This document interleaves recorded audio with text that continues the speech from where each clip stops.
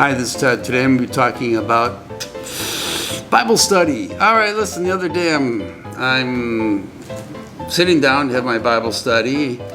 It's something I've been doing regularly, almost every night. I got Hello, my name is Ted. Hello, Kopi. But that's not what you're looking for.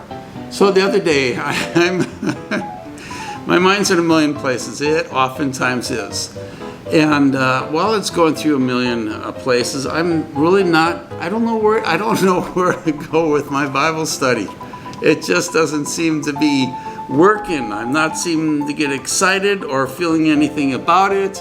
So I'm wondering what to do with my Bible study.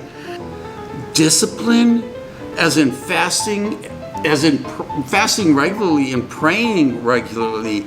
That first cat was Kopi. This is Sherlock. Sherlock's a sweetheart. All right. I'm taking care of lots of cats. The cat man this week.